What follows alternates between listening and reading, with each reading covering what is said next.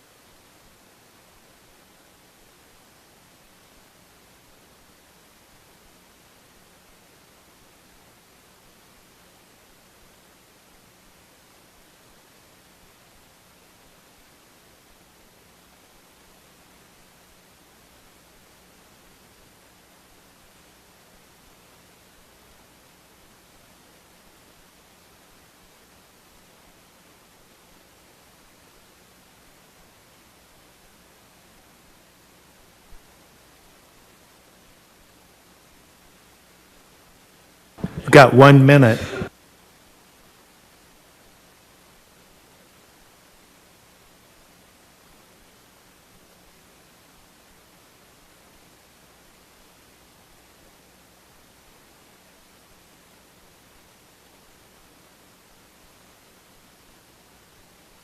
Tab said. Okay, it is time to get started. I'll call this special meeting of the Lawton City Council to order. Please stand for the invocation by Pastor Allen Hampton and remain standing for the Pledge of Allegiance. Pastor. If you'll bow your heads, please. Father, we thank you for your goodness, your mercy. We thank you that you look at each one of us individually as well as each of us as a collectivity. And we pray for our city today that it would prosper and the decisions that we make today would move forward. We pray for teamwork with all the people that are taking care of this city, the city administration as well as the council. And we ask these things in Jesus' name. Amen. Amen.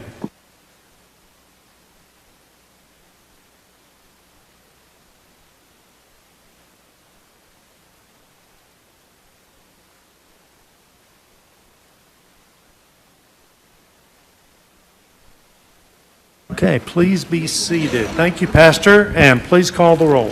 Hankins. Harris. Chapman. Gill. Hampton. Johnson. Warren. Okay, and we're going to start with business item number 2 because we've had a request to do that because of scheduling. Consider receiving a report on the current status of the municipal pool and wading pools and giving staff direction for the 2023 summer season. Hi. Hello. Can you hear me? Yes. Excellent. Not very well. Try again. Is this better? Yes. Excellent. My name is Mitch Dooley. I'm the Deputy Director for Parks and Recreation. We've got Christine. I'm sure you all know her. I just wanted to say thank you for taking the time to listen to us today. The presentation should be up on the monitors, and I'll wave at Tracy every time we need to do a click-through, right? So, today we'll be talking about the current status of the municipal pool and the wading pools.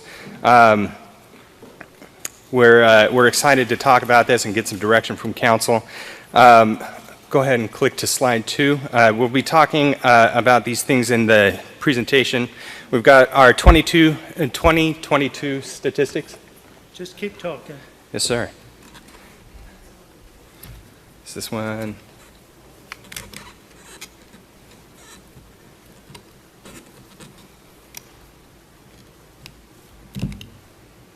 Now say something. Hello? I didn't push. Hello? Ah, there it is. Practice with the Gettysburg Address. 7 years ago. That's all I know of that one. It's sad, but it's a good one. So on the agenda for today's presentation, we'll have the 2022 statistics, the current status of the municipal pool and the wading pools, our potential cost to open, the projections that we anticipate for the 2023 season, and the recommendations from staff. We'll go ahead and click over to the 2022 snapshot. This slide gives a good idea, a basic idea of what happened last year at each of these locations. You can see under the visitors, we had 3,834 visitors to the municipal pool, 1,371 to the wading pools, and over 35,000 at the 2 splash pads that we have operating in the city at Elmer Thomas Park and Clement, Washington. We take revenue only at the municipal pool currently, and revenue that we brought in, including visitor passes and rentals, was a total of $8,395 last year. You can see our expenses far exceeded that. That's not uncommon, but our total deficit was $83,201. If we can switch to the next slide. This is a breakdown of those numbers, so we have a little bit more detailed information on where this money's coming from. On the revenue side, you can see that we did just over $1,700 in revenue for rentals and a little over $6,500 for the gate fees. On the expenses side, you can see that the large majority of expenses comes from staffing these locations. Another good portion comes from the chemicals and then general maintenance down at the bottom, for a total of $91,596. So I just want to preface the next couple of slides. These are pictures that I took during the off-season, but it does show the current status of the municipal pool. Largely, a lot of these things are aesthetic and can be taken care of pretty easily, but we'll get into those as we go. So, the first picture there is a picture of the kiddie pool at the municipal pool. Then we've got the deep end. We've got a few lights that need to be fixed. Click over to the next slide. We've got pictures of the men's locker room. Those plumbing fixtures are taken out purposefully each year to winterize the facility. So, those are easily reinstalled. We've got a few benches throughout the facility that either need refinishing or replacing. I would hate to sit on one of those. It looks like a splinter fest to me, but something that we wanted to include. Click to the next slide. We've got pictures of rust spots and another picture of the women's locker room. Same thing with that. The fixtures were taken off purposefully for winterization. And then if we click over to the current status slide, you can see that in general, there's an air of disrepair. Again, a lot of that is aesthetic and can be taken care of pretty easily. However, there are some issues that need to be addressed that are a little bit under the surface, so to speak. The filter at the municipal pool likely needs to be replaced.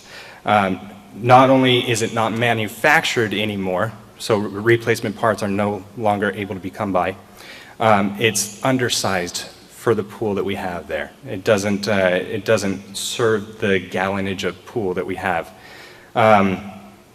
Again, the benches need to be refinished. The deck and pool need new traction paint. The diving board shouldn't even be touched. It's visibly defunct. It's got welds that have been broken. And by all accounts, the municipal pool leaks water. And we may need pressure testing from an outside company to come and find the source of that water loss and then fix it. So, all that said, what's it going to cost? So, on the next slide, cost to open. Some of these things will be able to be taken care of out of our regular budgets, such as the bench refinishing or replacing, plumbing and aesthetics, filter media replacement, and the diving board. However, those things that we're having trouble coming to terms with is the filter replacement and the pressure testing. We had Sunbelt Pools come in and do an evaluation of our pool and see what it would take to replace the filter and do the pressure testing. They indicated a minimum of about $55,000 to replace the filter, and between $20,000 and $50,000 likely to do the pressure testing. They did say that it sometimes comes in under that number and sometimes does come in over that number based on the any complications. Doesn't include any repairs. And the pressure testing cost doesn't include the repairs for that. Thank you. Moving on to the projections.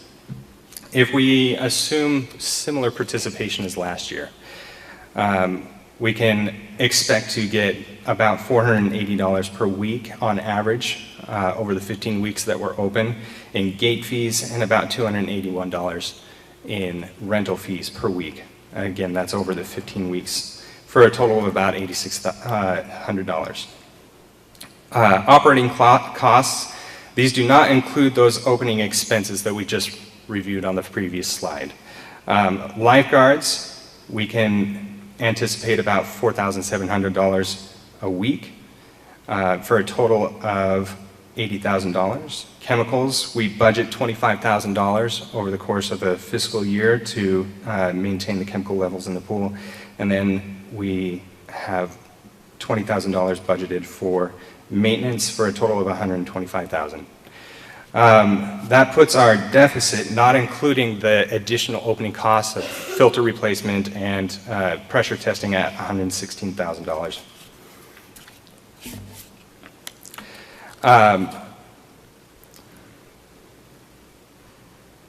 So, This is kind of a reiteration of that last slide.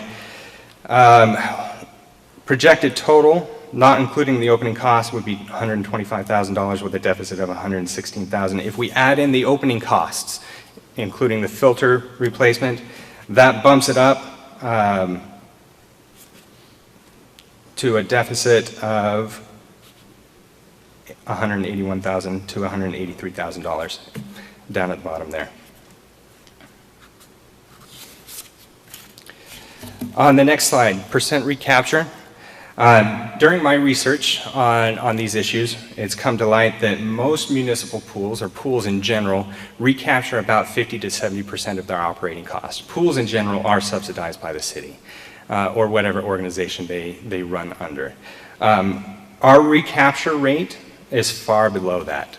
We're projecting a recapture of almost 7% if we don't replace the filter and do the pressure testing, but if we do, those percentage recaptures projected start to drop below 5%.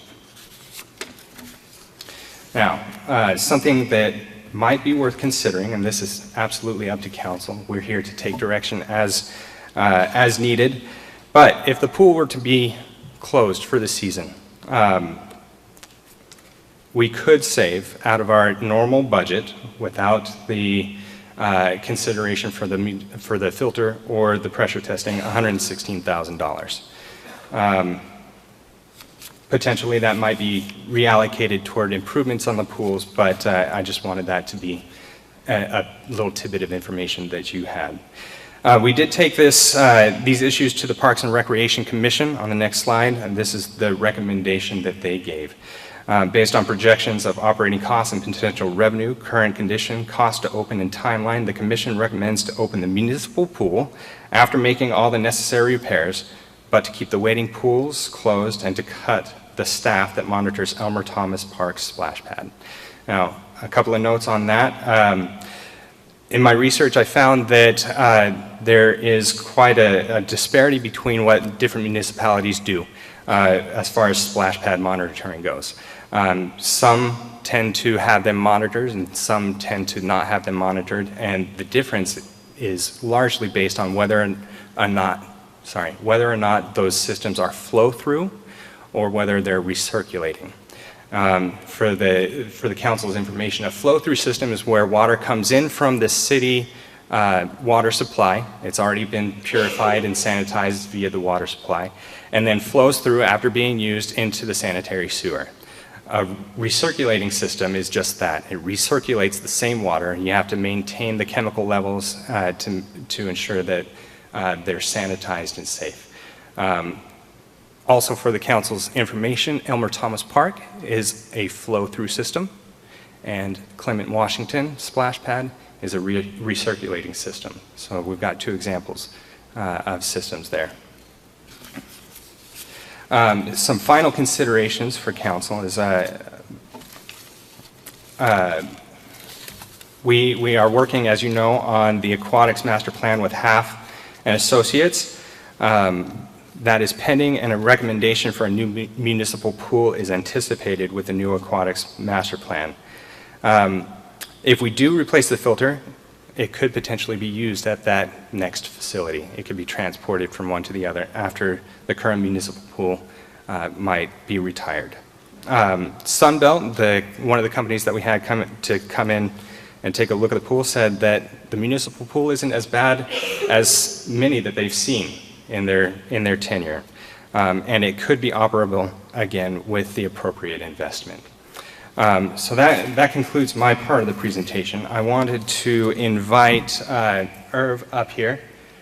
Irv is with Splash Pools, and he's been a great resource for us to go to and talk about the condition of the pool and what it's going to take to get it up and running. We have Mike Scott here. He is the Parks and Recreation Commission chairman. I don't know if he wanted to say anything or not, but I wanted to turn a few minutes over to Irv to talk a little bit about the condition of the pools. Hi, how you doing? My name's Irvin McGowan, and I own Splash Pools here in town.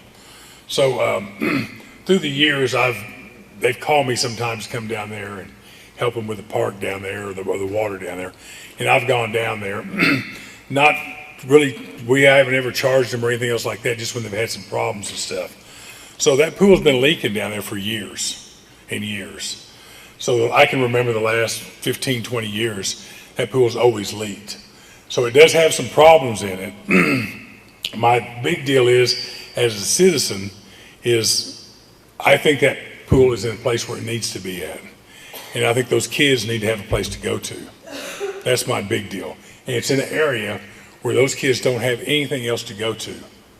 So last year, they were charging, I think, $2 or $3 or something.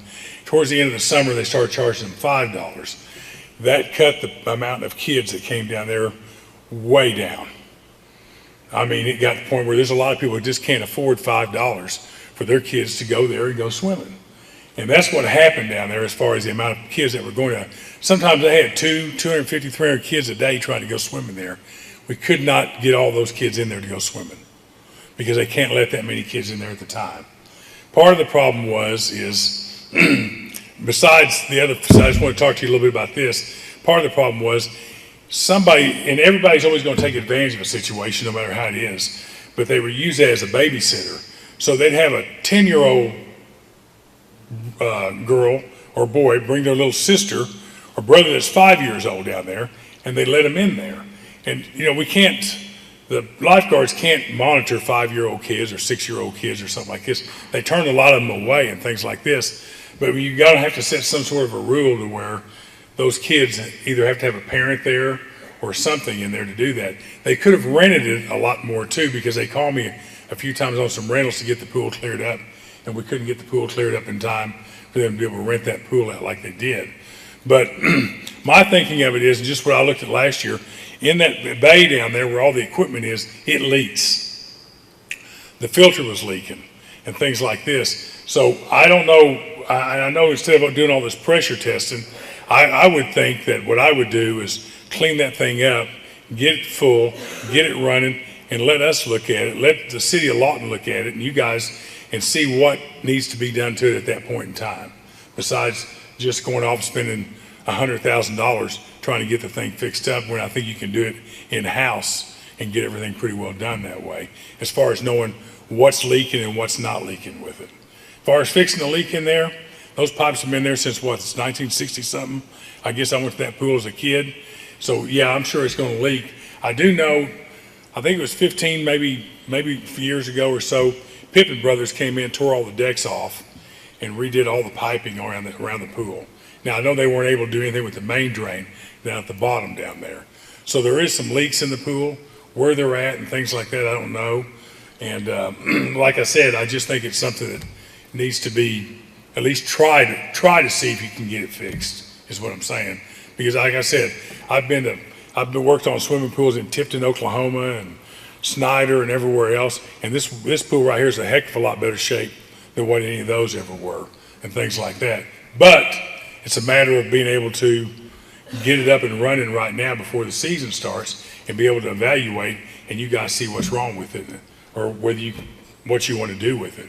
But like I said, I think it's in a part of town that needs to be. I think those kids need it, and that's my big deal. Not everybody wants to go to a splash pad.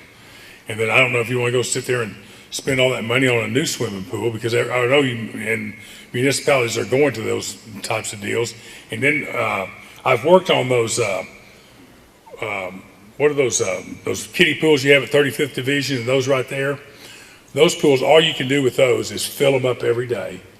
You're going to have to drain them out and refill them back every day is what you're going to have to do, because the pump systems and the filter systems will not maintain the sanitation for those type of pools right there. All those are is just fill, keeping the water circulating in them, keeping a little bit of chemicals in them, and then you're going to have to dump those out and refill them every day is what you're going to have to do if you want to keep those open and do that.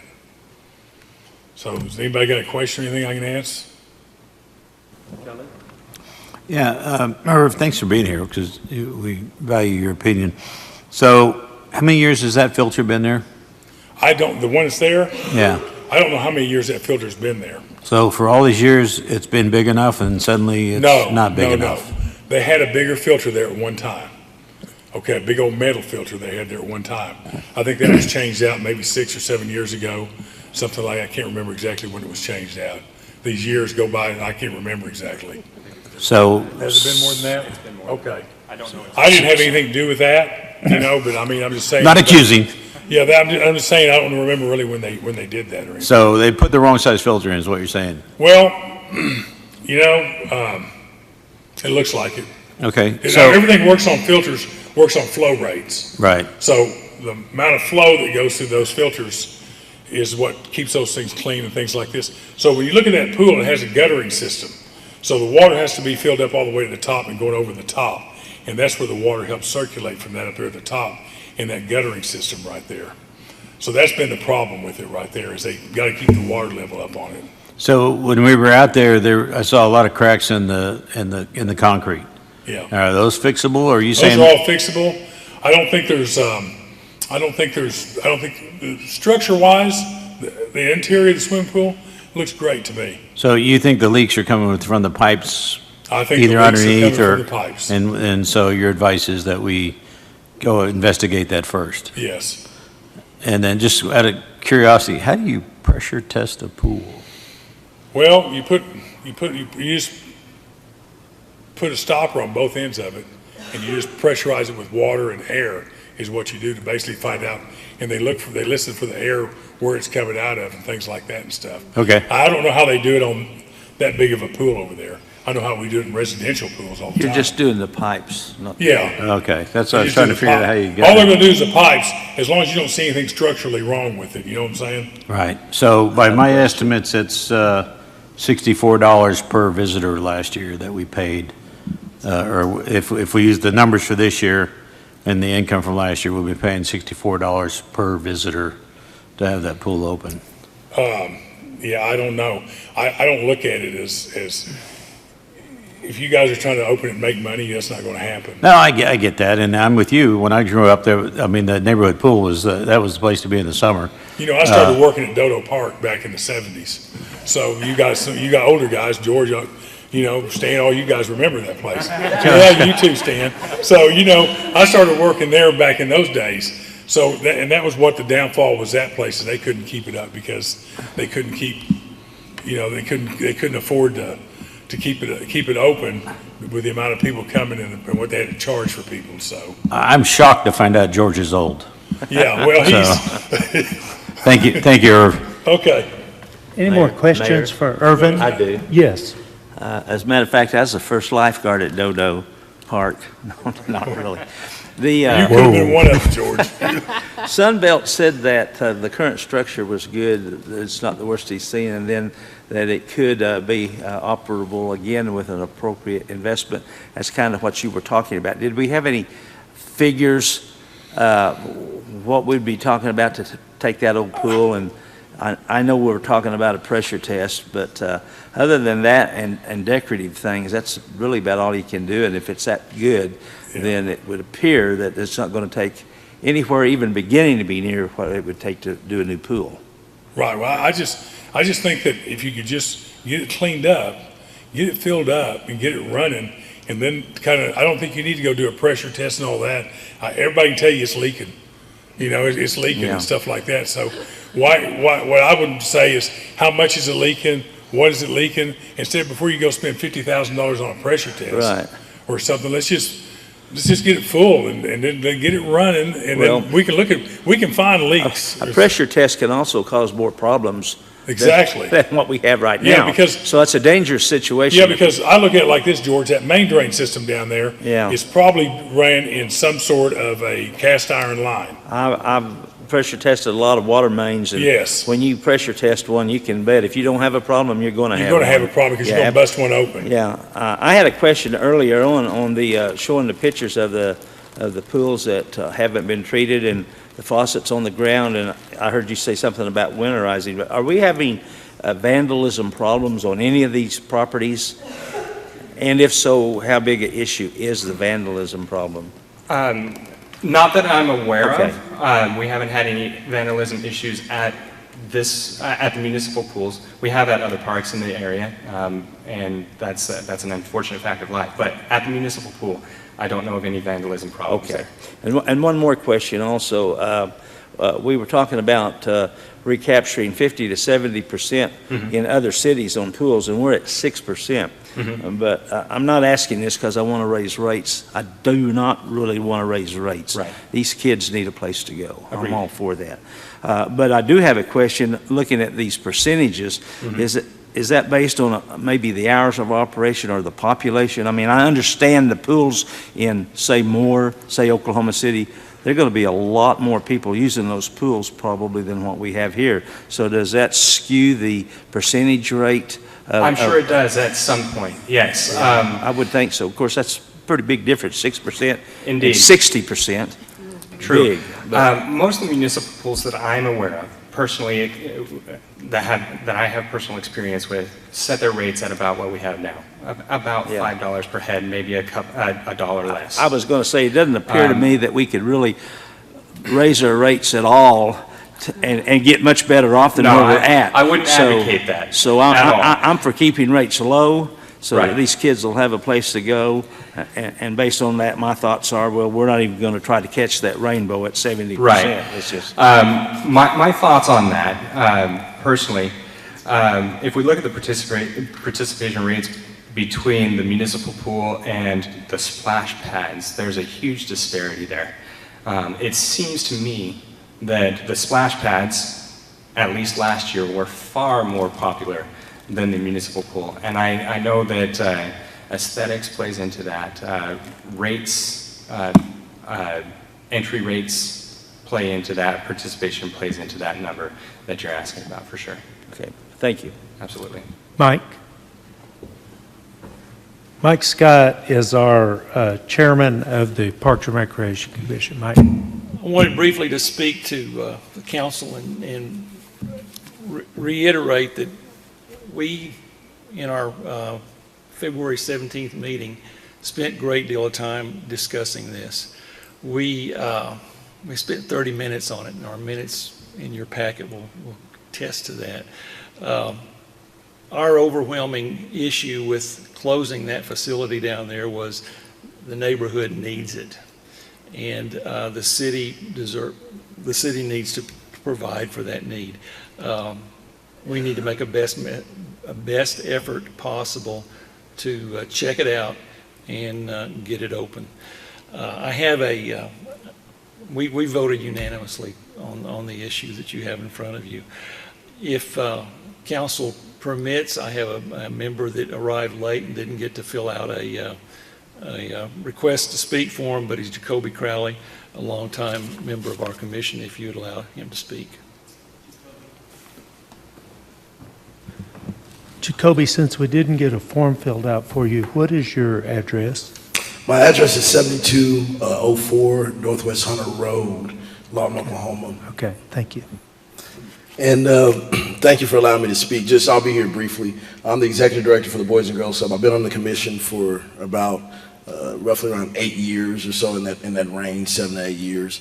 We've come up with multiple different decisions, but I think the pool is a really important investment towards the city, not just within the area itself, but also the organizations that use it. We're probably the closest with the Boys and Girls Club to the municipal pool, and as probably the city workers can contest, we were probably one of the main organizations that use that particular pool in general. So taking away that pool will make my organization go elsewhere outside of the city of Lawton and spend our dollars for parties and other things that may be provided here in the city.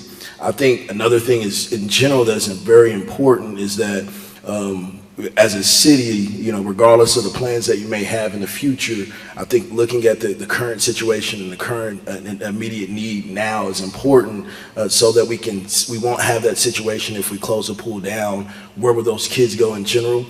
We won't have those situations where, the kids are not going, swimming or wherever, and now we have an influx of a population that is at Elmer Thomas Park just off of a pool being closed down. I think it meets a certain age demographic. that the splash pad at Elmer Thomas Park and other splash pads across the city does not meet, and I think it's important that in making those considered type of efforts and those thoughts before making those decisions, you think about the long-term effects of closing this pool down, not just for this year. The commission has made some suggestions, not just off of the basis of, just the wading pools, but we also made some suggestions directly off of, how long should the pool be open? Because operation hours is also important. And so we know that if there's not as much of an attendance, and it's an attendance problem, and also staffing, and directed towards staffing the pool, we need to look into aspects of how we, when can we open it and when do we need to close it? And I think that the commission made some efforts into suggesting the closure in the beginning of August, so that won't become an issue of trying to keep it open for a long period of time, and direct it towards making sure that we're still providing opportunity and an effort towards the citizens. That's it. Thank you. Do you have any questions for me? Thank you, Jacoby. So I think we do have some questions for staff. Ms. Johnson? How long would it take to do the process as that was explained, to fill the pool and figure this out so we can get it open? Go ahead. In previous years, to fill the pool, it does take at least overnight. Something that we would start on, first thing in the morning, watch it throughout the day, throughout the night, and hopefully by the next day, it would be full enough. But like you said, for the filter to work, the pool has to almost overflow that lip to be able to go through the filter, and so it would take the pool being completely full to test the filters and stuff. Additionally, there's going to be some prep work that needs to go into the pool before we can start filling it. They've got some old rainwater in there that needs to be pumped out, as well as some debris that's been blown in there. We know it's Oklahoma, it's windy, so it happens a lot. We did start the process of getting that debris out, and we have also started the process of emptying the current filter of the sand media that's in there, because it does need to be replaced at the very, very bare minimum, because it was contributing to some of the water turbidity, the cloudiness in the water last year. So we have been working in the direction of opening that pool with the assumption that council will vote to do that.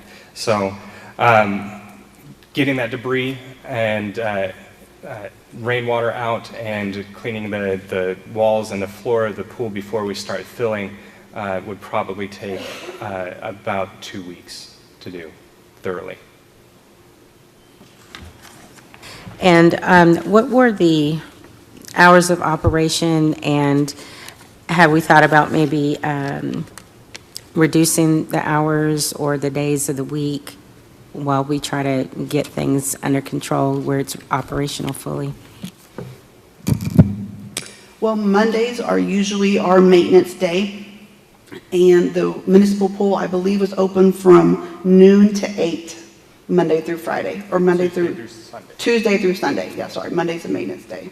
So we did increase the hours longer last year, and in previous years it had been closed at 6 o'clock. We felt that 6 o'clock, for a working family, you can't get home and the kids fed and to the pool before 6. So we did extend the hours till 8. Okay, so I just need clarification. Did you say that's Tuesday through Friday? Tuesday through Sunday. Sunday? And then Monday is our maintenance day. Okay. And then rental hours would be any time that the pool is not operational to the public. So the rentals would usually be from that 8 to 10, or if we had a good day, in the morning. Mr. Mayor, I would like a clarification on the recommended process, in other words, the recommendation by the staff. I have no problem at all. I think it's a good idea, personally, to get the big pool going again, which you're asking for. But what I don't understand, and I think we need clarification on, is the procedure we're going to go about doing this. In other words, I think we discussed the pressure test, and that's out. We discussed fixing other things that wouldn't be so expensive, so that puts other things out. We discussed closing the wading pools and putting the emphasis on the big pools, so that's good. But I personally would like a little bit more clarification on exactly what it is we're going to do with the big pool. I'm for doing it. I just don't know what it is we're going to do, and I just don't want to write a blank check. I guess is what I'm saying. Yeah, I'm going to kind of add to that. There seems to be a difference between the staff's recommendation and what Irvin is recommending. It sounds like Irvin's got a lower cost way to get that pool open. Right. The disparity, I think, is two different companies that have consulted with us. Irv is with Splash Pools, and Sunbelt Pools we had come in and take a look. They're the ones that suggested the pressure testing. Both companies agree that the filter should be replaced at a minimum. And if you'll remember, the figure on that would be about $55,000 to replace the filter. Irv has already mentioned that it's undersized, and we learned from Sunbelt Pools that that filter is no longer manufactured. If there's anything wrong with it that couldn't be repaired easily, it would need to be replaced anyway. So to answer Councilman Gill's question, the process is a couple of months long to get a pool open at the beginning of the season. First off, we're going to go in and clear all the debris, clean the pool, scrub the sides, get as much dirt and detritus out of there as we can, and then we'll start filling the pool and evaluating for leakage. We'll be replacing the sand in the current filter. That's already underway. So the cleaning process and the aesthetics go into it a couple of months beforehand. We've already started that process. We anticipate opening the pool the weekend of Memorial Day, the Saturday before Memorial Day. So we've got about 2 months of work to put into this pool. The filter replacement, if we decide to go that route based on your direction, there's about a 3-month lead time from what I've been told on getting a new filter. So we'd be operating the pool kind of band-aided together as it has been in the past until the new filter gets delivered and then can be installed. And Mitch and Christy, just to be clear, this isn't just staff's recommendation, right? It's also the commission's recommendation, is that correct? That is correct. Okay. Yes. It does say likely needs replacing. So we're not 100% sure that the filter's kaput. That's a technical term, kaput. Right. The sand that's in there now is shot. It needs to be replaced. That may help, but that likely word was inserted in the presentation before I had the opportunity to speak with Irv and find out that Irvin. It was undersized. Irvin's wanting to talk. Stan, last year they had some, were you? No, I'm telling him he's next. Oh, okay. Last year they had some problems with the sand filter. In order to clean it, you have to backwash it. So basically you're reversing the flow into the filter, which basically washes the dirt and everything out of there. So when they got it back and put it back on filter, it blew a bunch of sand back in the swimming pool. So usually that's one or two things. Number one, the sand's too small. May not have been the right size that they put in there. Number two, it could be maybe a broken lateral, which is what the water flows through in there. That might be all that's wrong with it. So I really don't know until you kind of get things going with it. Do you see what I'm saying? Because you just, to sit there and say, well, it might be just a lateral, and if you've got one lateral broken, well, you can always take that one lateral and put a plug in there and not use that one lateral. It's not going to hurt the filter that bad in order to do that, because you're trying to piece this thing together. But there's a couple things. I mean, it's a good filter, but is it broken inside or what? And it could be from the way they backwashed it and things like that, that something maybe cracked something in there. I don't know that, but I'm just saying that. But it is undersized. It could be, it more than likely is undersized for that deal. But it all depends on the flow rate of how much water those pumps push through that filter. They're only allowed to be able, you have to figure the flow rate in that pool is what you have to basically do in order to do that. Just because you have a big pump don't mean you have to have a big filter and things like this, but you have to have the right flow rate to go through there in order to keep the pool clean. Okay, thank you, Irvin. Mr. Hampton.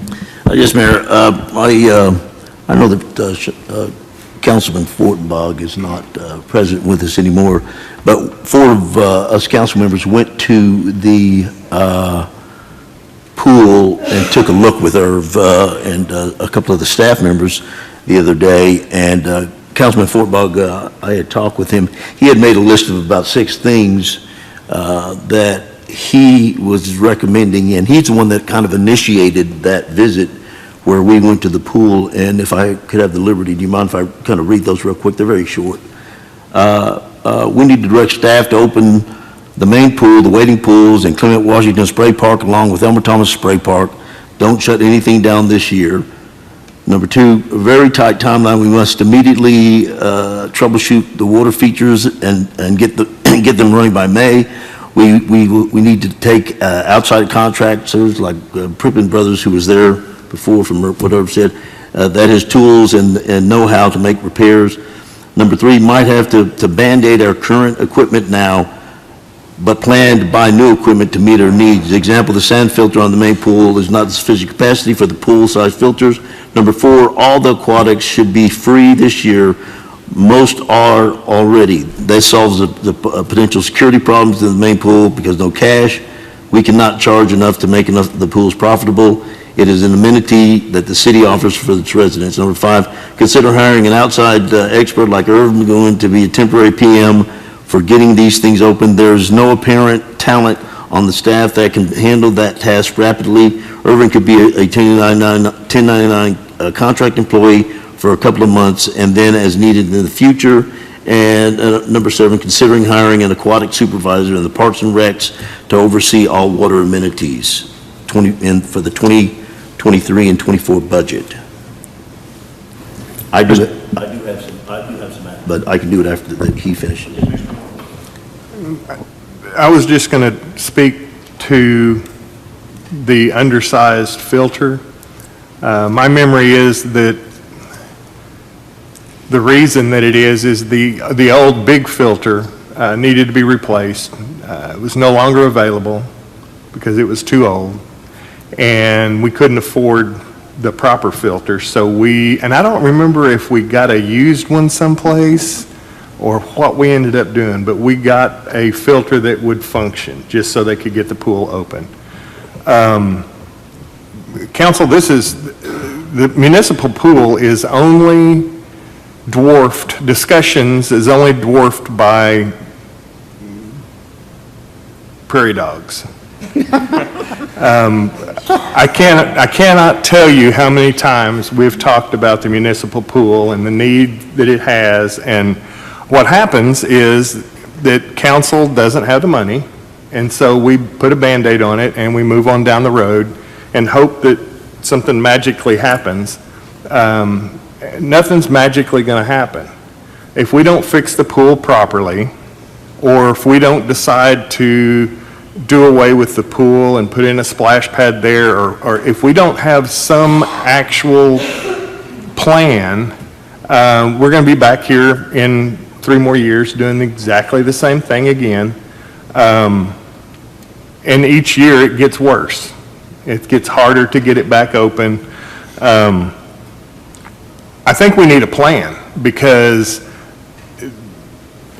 we're also bleeding a lot of money to Wichita Falls and to Chickasha, to the water parks there, because that's part of our issue with getting people to help us pay for this, is that there's a large percentage of people that want to go to a water park that has a little slide or whatever. I was very interested when we had the presentation that night from that company, and they showed some pictures of some combination pools that would be competition pools as well as municipal pools, depending on the day and the time, and you could change them and use them for different things. Because that's one thing that the city also needs. We have a huge need for a facility where there can be competition swimming take place. The Y has a semblance of that. The pool's too small, and there's no place for the attendees to watch their son or daughter or whatever participate. So there's a need for that. So we have a need for a updated pool. We have a need for a competition pool. Maybe we need to look at doing that someplace, along with trying to figure out what we're going to do with the current municipal pool. Part of what happens is we set our price point too low. And rather than setting our price point at the lowest place that we can so that everybody can participate, maybe we should look at setting our price points higher and discounting that to those individuals that aren't able to pay. Have some type of sliding scale, have some type of endowment type situation. But you can never pay for a facility like that, and it just becomes a drain, no pun intended, on city funds. I mean, I understand pools are important, but when you look at $250,000, we're talking about spending $250,000 easy. I mean, that's for one, to get it ready and to man it for another year. You're looking at $250,000 for how many people to participate? So we got to figure out some other way to do this, and I don't think we're going to do that today. We need to figure out a plan. We need to have a current plan. What are we going to do right now? We need to have a plan for 2 years down the road, or the next CIP, or whatever.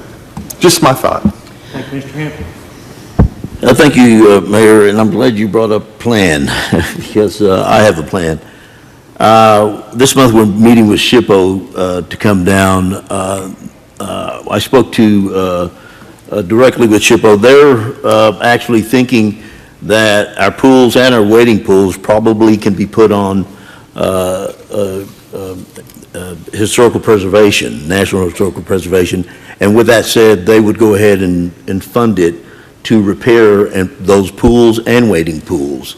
By the end of the month, we should know and have some more direction, because the meeting has already been set up for them to come down and take a look at those, which would solve the problem with that. And I think that we have a plan to do a bigger aquatic park or something like that. Aren't we a master plan for that? Yes, excuse me, there is a plan for a new aquatics facility in Elmer Thomas Park. And then we are also underway with a aquatics master plan with HAF. Those will be coming back to council, I believe, April 25th for final approval. So yes, there's a plan. Yes. Well, we have, we obviously have to do something to begin to compete with these other cities, like we said. But these pools are relics. In going in the pools, a lot of the amenities and stuff are outdated and whatnot. I do think that we need to have some type of aquatics for our citizens, because they pay the taxes and they need to have something. And I guess the plan is to open up the main pool, correct? Yes, that would be the recommendation. Okay. I think last year, didn't we just open up 95th Division and then the main pool? Isn't that what we did last year? Well, yeah, there's two And the splash splash pads. We did eventually get everything open last year. We did have some major repairs at one of the wading pools that just postponed the opening. But, you know, throughout the summer season, they all kind of take turns opening and closing depending on new repairs that need to be made. But we were thinking of saving money by closing down the wading pools. Is that correct? The recommendation this year is to keep them closed, yes, sir. I was happy last year. You know, I have several wading pools in my ward, and I do get people saying things about them. I was at the Harmon Park one day, and there were people from Cash Road that were over there using it, and there were 23. I talked to the lifeguards. There were people using it, because indeed, if they're not, then we shouldn't. But I have got emails about 35th Division wading pool.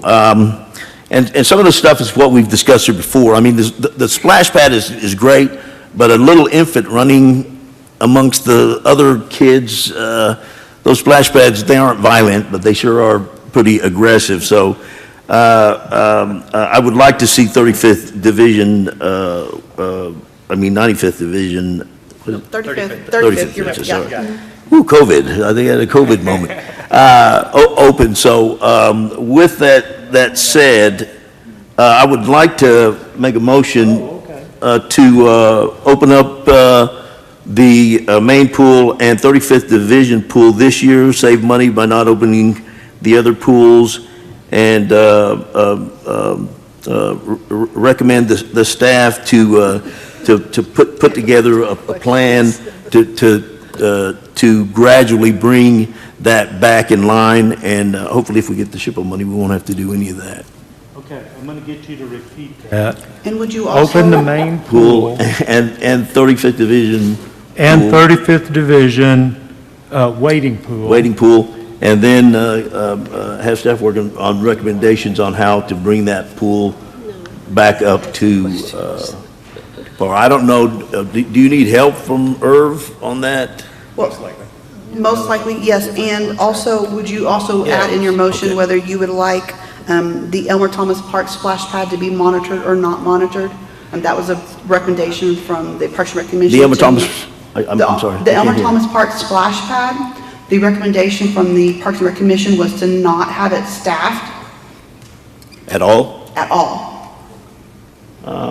Did we discuss that at all? I mean, I would think that there would. We can deal with this separately if you don't want to deal with it in your motion, or we can not deal with it. I prefer to deal with that separately, just go with Okay. the motion that I have. Okay, so we have a motion to open the main pool in the 35th Division and recommend to staff or direct staff to bring a plan back. For the main pool. That's direct staff. Yeah. To bring back a plan for the main pool. Yes. Does everybody understand the motion? Is there a second? We'll get to you. Mayor, I don't. And we have a second. I don't- Now discussion or debate, excuse me. I don't understand the motion. Motion is to open the main pool and 35th Division wading pool and direct staff to bring back a plan The main to pool, to slowly repair that get, main pool. for the future of the main pool. Okay. All right, now, Just that. we have a second for that motion. Discussion or debate, Ms. Chapman? I just have a question. It might be for Herb. I'm not sure. Can the municipal pool function this summer without a brand-new filter doing the necessary improvements that you were suggesting and others have suggested? Linda, I really don't know whether it can or not till we get it open And then test it? and just see if we can get it running. And then Okay. get it running and then go from there. Basically, what it's gonna do is gonna take some time to get it cleaned up and going, and then it's gonna take some time to get some sand in there, and it's gonna cost you some water to fill it up. Second, We know it leaks, oh, true. okay? I mean, it leaks. Let's- If we go the route of purchasing a brand-new filter, and I understand the pool would be opened until that time, and then it would have to be closed, how long does that take to reinstall a brand-new filter? How long would the pool be closed? Well, it just kind of depends on what type of filter you do, and then being able to hire somebody that has the equipment to put that filter in there, because that's a big filter, so it's got to have a crane or all kinds of things like that in order to do that. And then be able to hook it up, just like when you guys hook your water pipes up. 3 days or 3 weeks or 3 3 days, 4 Okay, days, something that's like that, close yeah. enough. You know, you gotta have somebody that can work on those big flanges, you know what I'm talking about, George, on the water pipes and stuff like that. That's gonna be the big deal right there. Thank you. That 4-day estimate tracks with what Sunbelt told us also. Yeah. Mr. Harris? So, or if, he brought up a point, you said maybe the wrong sand was used in the filter. It's possible. Possible. So, all right, we said 3 months minimum to get a new filter, which puts us into the middle of July. That's what I've been told, yes. Yeah, so now we were already halfway, 2/3 of the way through the season. Would we not be better suited to replace the filter media, see if we can get it functional, plan the new filter for next year, depending on the plan that Half comes up with for the aquatics anyway? If you You want to? I would just say, if we ended up doing the brand-new filter, I would suggest we do that at the end of the season, once the pool is closed, but before we drain the pool. And that would be basically a precautionary thing that we would do for next season. So try not to do it all this season, replace the sand medium, fix the minor repairs we can to the existing filter, baby through this year, but then plan on, as soon as the pool closes for this season, to get that filter replaced in preparation for next year, so we're not in this bind next year. And then we could put that in next year's budget? Yes. Yes. Well, Ms. Johnson. I wanted to make a friendly amendment. Can I do that now? Okay. To direct staff to bring back some type of sliding scale or some type of fee reduction for the pool. I think right now we're charging $5 per person. If there's some way that we can have that changed. I like free, so let's work on that. I understand. To address that, I have worked at a Hold on, we facility got that an had a amendment. sliding scale on their memberships for their aquatics facilities. That's a common thing to do in a municipal setting, so that's something that I'm sure that we can do. It seems to me that I'm going to ask you to reconsider your friendly amendment to change it, because it seems to me that it's clear that a big function of that pool is keeping kids busy in the summertime. $6,000 is what the gate fees put in. Can't we just open the pool? Now, would you please consider amending your friendly amendment? Going to amend my friendly amendment to free. Do you accept the freely amendment? I friendly accept that over. Do you accept it as the second? I do. Okay, now we've added free admission. Mayor, I would like for the city attorney to weigh in here, because I'm not sure that this is the proper way to amend the fee schedule. I think the fee schedule will have to be formally amended if we were going to put that cost at zero, and I think council would have to individually approve that request before it could be done. I don't think it's a matter of staff bringing that back as an option. So I think John's making a valid point. I mean, I was taking it more as direction as part of the plan that staff brought back, but I think John is right that you would have to amend the fee schedule. That would have to be a separate action. Okay, so we'll hold on your friendly amendment and we'll take separate action in just a minute, okay? Hold on. So, and we'll undo that. So we've got open the main pool in 35th Division, what do you call that? Waiting pool, and direct staff to bring back a plan for the main pool for the future. Are we ready to vote? And then we'll deal with other issues. We're going to open the splash pads too, right? Just the one, sir. I don't think that was Oh, ever an the issue, splash was pads, it? yes, both. Yeah, that wasn't in the motion. I don't think that's an issue. Please vote. Harris. Yes. Chapman. Gill. Yes. Hampton. Yes. Johnson. Warren. Confused. Yes. Hankins. Okay, the motion carries. Now, do we want a motion? Okay, hold on, the lawyer's going to... So the motion, if we are going to do a motion on fees, the motion would have to be to direct staff to bring back a resolution for council approval to change the fee for the swimming pool to no fee. Is that your motion? Okay, is there a second? Second. We do have a second. Discussion or debate? Please vote. Oh, I'm sorry. Did you want to say something? That's okay. I was just going to comment. We're looking for things to do for youth and children to prevent other issues as they get older. This, to me, is one of those things. Amen. So, I have one quick item I want to say, because I'm not really sure when I should bring this up, but I am. The fee structure is great. We need to put in there, or either somewhere we need to acknowledge the fact that we're going to have some sort of discipline at these pools, including family members like mothers or whoever that can take care of these kids instead of have a babysit service. Because that's creating problems both for lifeguards, for liability, everything.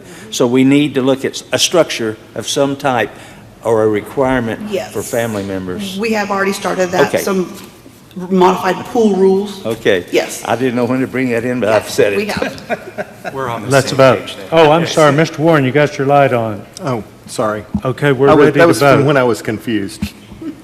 Mr. Harris, are you wanting to say something? No. Okay, let's vote. Chapman? Gill? Hampton? Johnson? Warren? Hankins? Harris? Okay, that motion carries. Is there anything else we want to deal with on this agenda item before we move on? Seeing none, I like your motion. May. Yeah, there's no change.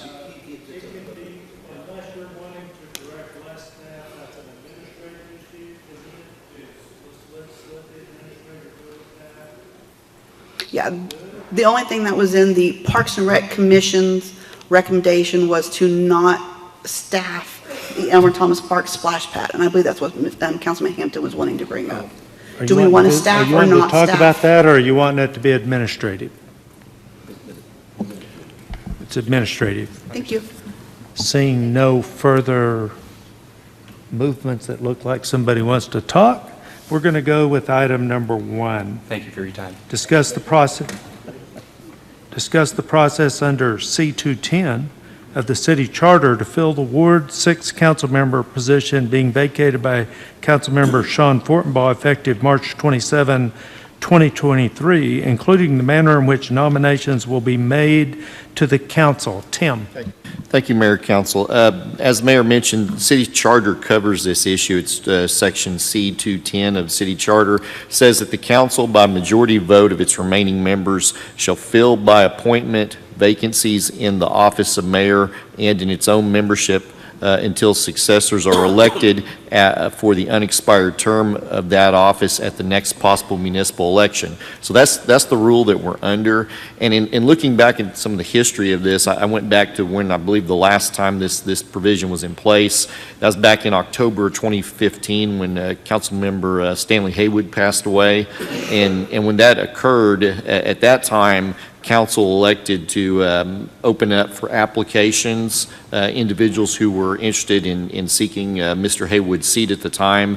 And so they opened up the application process for citizens who resided in that ward to come forward and to apply. It was open for a certain period of time, I think maybe for like a few weeks or so, and then there was a special council meeting that was held in October, and at that point, the applications were reviewed. I want to say maybe there were even actually interviews conducted in executive session, and following that process, then the council came out and there was a appointment, a vote made to appoint someone to finish out, to become a council member until we could have an election, and so that was the process. And then in looking at the election material that Tracy provided us for where we are right now, just for our timelines, we have some openings for special elections. It looks like if we were to get this process done, this is probably too optimistic, and have a resolution prepared by April 13th, we could have a special election on June 13th. That's probably a bit rushed. It might be better for the council to consider looking at getting someone appointed after April 13th. Then that would put us on for a September 12th election, and so that would give a little bit more time to have the election. And Tracy, it's my understanding that might be our that regular election anyway, so that would be our regular election for Councilman Fortenbaugh's seat, and that would make the most sense. So I was going to beg that we do it that way, please, because it's just going to be a wreck if we do it earlier and somebody serves for 2 months and then has to run again, or it'll be a lot cleaner and easier if we do it that way. So would we normally just direct staff to advertise for applications? How would we do that? So what we could do, Mayor, is basically just direct staff to open up the applications and then anyone who's interested. There's a form that Tracy has that the individuals can fill out and submit that form to the clerk's office, and we could give them a deadline to get the applications in. Mayor, Council, I would recommend establishing a deadline to have the applications in. And we'll have, paper copies in the clerk's office, and then we'll also have a link off of our website as well, so they can digitally submit those applications if they so choose. Would you guys want to weigh in on how long the application process should be open? I would, yeah, we could go, just say the 15th, that's 11 days. If you back into the next election, We won't, if the deadline is 15th, we won't back into the next election. okay. Yeah. The deadline, I think Tim said, was April 11th.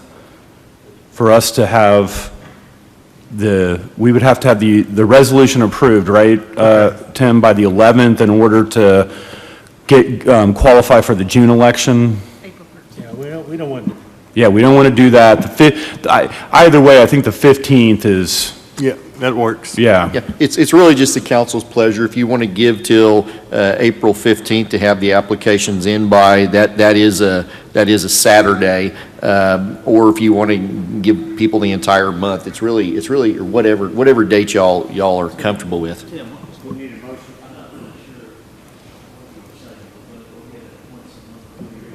We do. Yeah. So to clarify what I said is, what we're going to do, what the council wants to do is whatever they want to do, but we're going to have applications for a period of time, whatever the council decides. Then after the application process, the council could have maybe like a special council meeting to review the applications and maybe do interviews if that's what the council wants to do. And then at some point, council could then make an appointment to appoint someone to serve as the councilman, the councilwoman for Ward 6, and then the plan would then be that that person would then run for election in September at that election was when Mr. Fortenbaugh would have been up anyway for a re-election. Council, I would recommend that we establish a deadline of April 21st. And that way, if we receive, and that's a Friday, if we receive all of the applications by that date, they can be reviewed in executive session, and interviews can occur on the 25th, which is the following council meeting 2 business days later. So I think that makes sense. Just throwing that out there as an option. I so move on that. Okay, Second. so we have a motion to direct staff to advertise for applications to be submitted for Ward 6 council seat with a deadline to receive those in the city office by close of business April 21. Correct. And then we'll have an agenda item to review them in executive session on the 25th. Is there a second? Have a second? Mayor, how many days is that, John, for application? 17. 17 days for them to apply? Yes, that's 17 days. Today's the 4th. Yeah, that's 17 days from today, so 2.5 weeks. Well, we only get 3. Is there any discussion or debate? Please vote. Gill? Yes. Hampton? Yes. Johnson? Warren? Hankins? Harris? Chapman?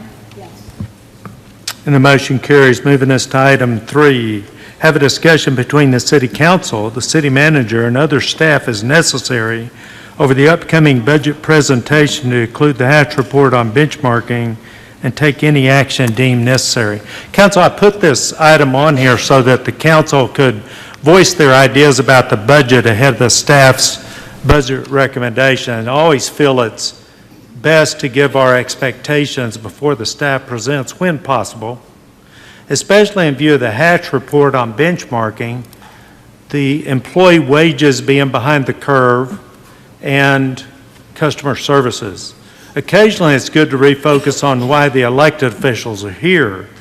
If you look at the organizational chart, you'll see that the citizens at the top, do we have?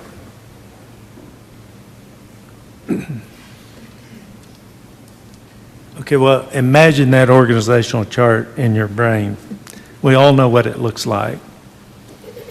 If you think about that organizational chart, the citizens are at the top and then the elected officials under that. And the elected officials are representatives of the citizens. So what does the job of the representatives of the citizens entail? Well, it can be broken down into two categories: leadership and accountability. Leadership and accountability.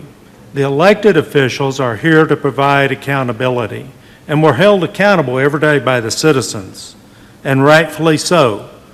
So elected officials are here to provide accountability to the system and are held accountable by the citizens. Now, I think we'll all agree, accountability is uncomfortable. There can be no doubt. But accountability always makes us better. And so then comes the Hatch report on efficiency, which is all about transparency to the citizens. The Hatch report benchmarks the next larger 3 cities and the next smaller 3 cities. This is in an attempt to see how we're doing on our goal of being the most efficient city in the state. And it's all about moving beyond talking about it, talking about being efficient, and it's about showing where we are in the effort.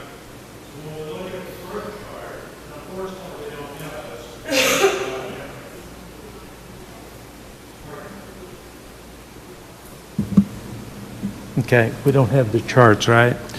But we have, one of the charts shows that we have 9.8 employees per 1,000, and Broken Arrow has 13% less, and Norman has 27% less employees per capita or per 1,000, and Moore has 27% less as well. And when we look at the income that the city's bringing in per capita, per man, woman, and child, Lawton actually has $290 more per man, woman, and child than Broken Arrow, $270 more per capita per man, woman, and child than Norman. So what does all that mean? Well, I don't think we know yet. I think that we've got enough information that we need to dig deeper and that we need more information. We can't really make decisions off of it till we dig deeper and make sure we've measured everything that needs to be measured. There seems to be some consternation internally about benchmarking, but there shouldn't be. We'll work to make sure that we have benchmarked the proper items and evaluated everything with transparency. Certainly, the elected officials want to make sure that we have all the correct and complete information to make the right decisions for our citizens. And all those decisions will be made right here in open session. But the fact that it appears that it costs $270 more per person, per man, woman, and child than Norman to live in Lawton, did I say that right? It appears that it costs more to live in Lawton than Norman as far as city taxes and utility fees is concerning. That'd be $1,080 more for a family of 4. It's the elected officials' responsibility to find out the details of all that. What are we doing that costs so much more per citizen? It may be that some of the things we're doing are necessary, and we should dive deeper with more analysis and then report to the citizens with transparency. And we only know by diving deeper. So the next 6 months are going to be gathering more and more information so that we can better understand the why and explain it to the citizens. We need to understand that this data is 1 year old. It came from the required reports to the city, that's called Form something or other, that's turned in every year to the auditor, and it's 1 year old. You'll remember that last year we raised utility rates at the request of the staff by 15% in the last budget, as well as raising fees. So the next report will likely be even a wider spread. But I think what we can do is probably, I'll get with Scott Hatch on this, and we'll figure out how to compare from a budget position so that we can keep this moving instead of waiting a year for more measurements. For me, and I'm not speaking for the council, but for me, there will have to be a very compelling reason for me to vote to raise utility rates or any rates until we better understand the why of the difference. And then we have a couple of compensation surveys floating around. I haven't been privy to one of them, and I'm not sure the council has had them both either. Each member up here can comment for themselves, but I'd like to ultimately be the highest paying city in the state. And on the way to that goal, to be increasingly competitive. But if we're as far behind as I understand, we're not going to get there in 1 year. This is not something new. We've been talking about this since I arrived 4 years ago, yet a plan to get us caught up has not been presented. It's important to remember that it's not the elected officials' responsibility to bring those recommendations, it's the staff's. And it's also important to note that in the time that I've been here, this council has not denied any requests concerning pay raises.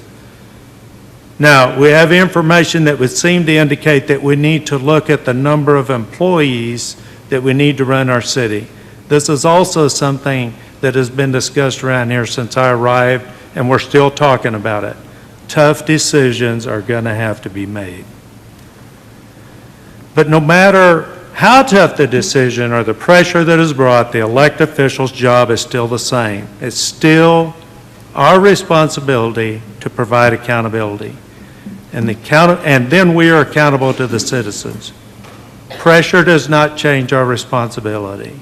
I do believe that the pay scale is affecting operations, and our ability to hire qualified applicants at various levels is impacted. But how do we not raise rates or cut services to the citizens and give big raises? It seems that it will have to be done over several years, or a few years at least.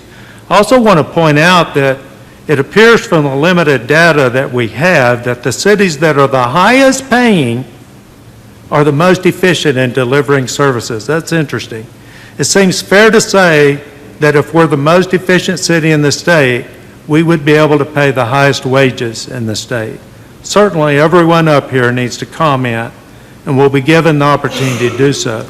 But I do want to propose a motion, if it's acceptable to someone, to make that motion, or some variation, and then we'll start with the Mayor Pro Tem, and everybody can give their comments. But I would suggest a motion that we direct staff to bring back an option for a multi-year plan to maintain the level of service to the citizens, including the materials we buy and the capital expenditures that we reinvest in our budget, and getting the employee compensation to being more competitive. And I want to be clear, this motion does not limit the staff from bringing other options to us. I just want to make sure we get that one option presented to us during the budget cycle. Council. Well, I'll make that motion. In way of explanation, I guess, is I think we have raised rates. We continually hear that we are behind in pay. And I know just from my business and from other businesses that the only way to get the quality employees is to pay them what they deserve. We know that we can't continue on. We have a finite bucket of funds, because I agree, I don't think we can continue to raise utility rates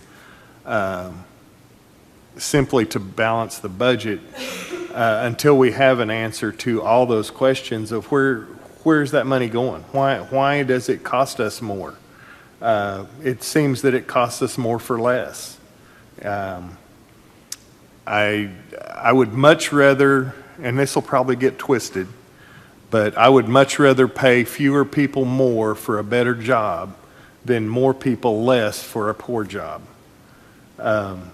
And I think that's the way we dig out of this. I think the mayor's right. There's no way we can do it in a year. There may not be a way we can do it in 5 years. I don't know. But we need to have a plan that will get us quality employees paid properly, compensated to where they can enjoy coming to work in the morning and they're happy after the day is over, and the citizens are getting what they pay for. So we have a motion. Do we have a second? I second that motion. Okay, I have a motion and a second. Discussion or debate. Ms. Johnson. I agree with Councilman Warren that we do need to increase our compensation for those that are doing a good job, and also look into the areas where we're lacking the type of employees that we need to have. I think we talked about in the engineering department. So I think we really need to take a look at what we're lacking and what we need to improve across the board. Thank you, Mayor. You know, hard decisions are always come with the word change or fixing, and obviously these benchmarks that we've been looking at in evaluating what we're doing as a team of administration employees, as a council, or these benchmarks are going to cause change. With that said, I think that that's a great motion, because I think that this change or fixing that we're kind of all calling for should be done as a team. I think the input of the staff and employees, as well as the input from the council, is something that we all are going to have to pitch in to do. I am almost embarrassed by the fact that we don't, about how low we pay our employees. It's got to, and I think that one of the things that I think the mayor said, that this council has never really turned down any type of raise to the employees. We totally understand that you need to be above par. I mean, I know that we train people here in the city of Lawton, and then they leave and go somewhere else with that training that we spent money on training them on. And that in itself, it's almost like, a coyote or something getting in a trap and chewing off its leg. You know, we need to fix the things that are going on. I do want to just say that in my business, Councilman Warren was talking about less employees with more quality. And in my business, and I've watched, I think McDonald's, I saw McDonald's that had no employees at all. It's kind of crazy, like robotic. You order your stuff and it delivers. Anyways, who wants to hear about that? Change. This type of change in changing the pay scale, a lot of times for me and my business, has to do with streamlining operating procedures. You know, efficiency in any business is, if the operating procedures are looked at, reevaluated, then a lot of times you can take less time doing the same function. And that's how I kind of work my business, and that balance of how many employees, how much pay is offset by streamlining operating procedures. So with that said, I think that the input of everybody on our team here, and that's what they call it, like something like Team Lawton or something like that, as we move forward, everybody's input's going to be really important. Thank you, Mayor. Well, transparency, we hear that all the time. Everybody talks about transparency, but we really don't get to see as much of that as we should. I think this benchmarking that we've started was really long overdue. I'm really happy that we're doing benchmarking. It certainly gives us more knowledge, and it certainly opens our eyes as to what's going on and what we can and can't do. I find one interesting fact on the benchmarking that the higher salaries around the state in different cities are paid to those employees that are fewer per thousand capita than what Lawton is. And I think there's reasons for that. I think education probably is a big reason for that. But anyway, these are things that we're going to have to look at and really have a plan where we can do that, because we are losing employees. Not only that, we're not able to hire employees. We have vacancies in every department, and we have them in the professional departments. We're short in the engineering section. You name it, we're short in it. So I think this was a good motion. That's why I seconded it. I think it's something we're going to have, and I'm looking forward to seeing it. Thank you, Mr. Mayor. Thank you. Mayor, Council, the city of Lawton has a limited ability of receiving money, sales tax and the utility fees, and we definitely cannot continue raising those utility fees. The balance of salary needs to equal a person's ability, experience, and education. And I think that we do need constant evaluations in the departments with the employees to reach those benchmarks. Obviously, change is needed, but doing the same thing in the same way all the time does not equal success. I'm probably going to get in trouble for this, but one of the things that is important in the city is vision. And that's not just for the people sitting on this dais, it's not just for our staff, it's for the citizens as well. We have to have an idea of what we want to be. Do we want to just be an average city? Do we want to be a below average city? Or do we want to excel and be everything we can be and everything that I believe that we are? So if we want to be a first-class city, sometimes we have to pay first-class wages, and we're not doing that on many levels. And it's the cost of doing business. Now, can we be more efficient? Absolutely. I agree with the survey, and that we need to find the best possible way and the best possible people. But to some extent, those employees have to buy into our vision as well. This is where we're going. This is where we've decided the citizens have decided where we want to go, and so we need you to be on board. And we want to give you the best possible opportunity to be an excellent employee, but ultimately, you guys have to make that decision. And so we're going to do everything we can to make that happen, and remembering that many of our employees are citizens, so they are our bosses as well. And over the year, I've had many opportunities to get out in the field. I've seen employees working, and I've stopped to say hello and see how they're doing and what I can do for them. And this was the number one thing that was brought up was, we're not paid commensurate with our work. And so I agree. I've enjoyed meeting every one of those people, everyone I've talked to. It's been enlightening to me, and I'm wholeheartedly in favor. And this is strange because this has not ever been my opinion before, but I am wholeheartedly in favor of getting these people up to, as we said, a living wage at least. But ultimately, even if it costs us a little more, I want people to be glad. I want people to be as proud of Lawton as I am. And I want the employees and the directors to be as proud and say, hey, this is a great place to work. Come on down, because we see it at Fort Sill. Once they get here, they go, wow, this is a great town. But oftentimes in our own town, we don't see that, especially from people that have been around a long time. They have a poor opinion. We have to start to change that, and we do that through changing the way we treat our own employees and how we pay them, and we also do that by encouraging them to be excellent. Thank you. Thank you, Ms. Hankin.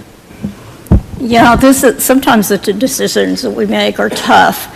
I'd see this as a challenge, something exciting to see if we can't do this, pay more and have more efficient. I hate it when a citizen calls and the problem can't be resolved, either for a lack of number of employees or it just not happening. And that's been happening to me lately, and that concerns me.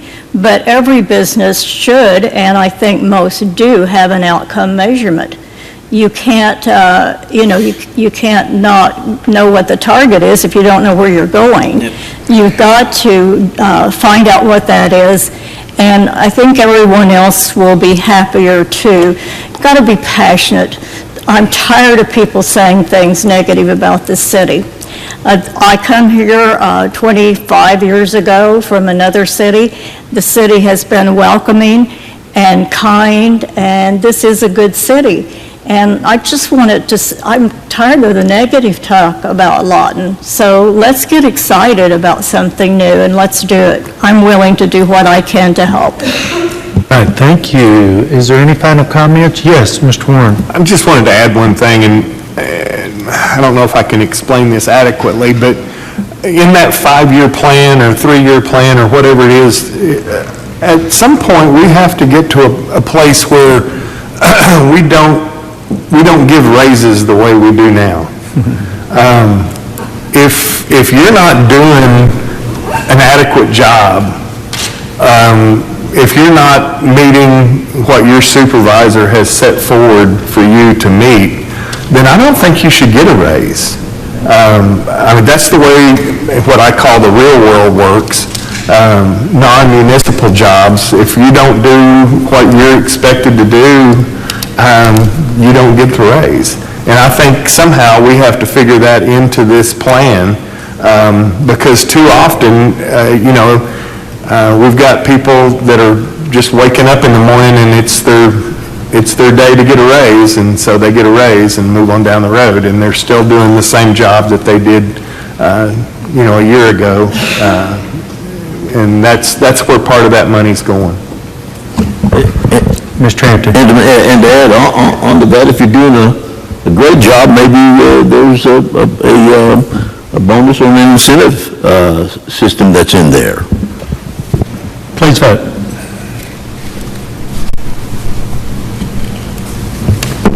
Hampton. Yes. Johnson. Warren. Yes. Hankins. Harris. Yes. Chapman. Gill. Yes. Motion carries. Do I have a motion to go to executive session? Make a motion. Second. Motion is second. Please call the roll. Warren. Yes. Hankins. Harris. Yes. Chapman. Gill. Hampton.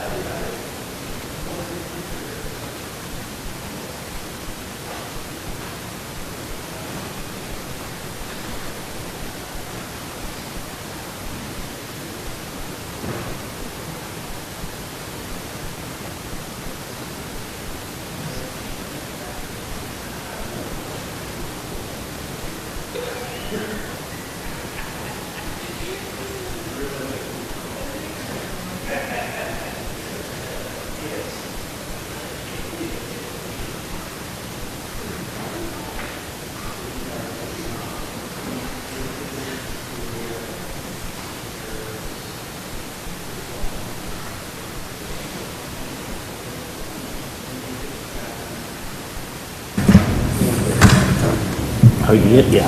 Okay, we got 5. Okay. Ms. Johnson's gone. Your vote can pass with 5, right? Yes, sir. Okay, we're back from executive session. Please call the roll. Warren. Hankins. Chapman. Gill. Hampton. Executive session item number 4, Tim. Pursuant to Section 307B4 and Title 25 Oklahoma statutes, the council convened an executive session to discuss pending action in the United States District Court for the Western District of Oklahoma titled Lindatown versus Jeffreytown, Lindatown and Jeffreytown versus City of Lawton, case number CIV 23251, and advise that that conversation did occur. And it's my understanding there is a motion. Yes, there is. I move to retain the law firm Pierce, Crouch, Hendrickson, Basinger, and Green to represent the city in the lawsuit Lindatown and Jeffreytown versus the City of Lawton, case number CIV 23-251-J, and authorize the mayor and city clerk to execute the retainer agreement. Motion and a second. Please call the roll. Warren. Hankins. Chapman. Gill. Hampton. Motion carries 5-0. Item number 5, Tim. Okay, pursuant to Section 307B1, Title 25 Oklahoma statutes, the council convened an executive session to discuss particular candidates who have submitted applications for the position of city manager. It's my understanding that conversation did occur and there is no action necessary. Do we have a motion for adjournment? Make a motion to Motion and a second. Please call the roll. Hankins. Chapman. Gill. Yes. Hampton. Warren.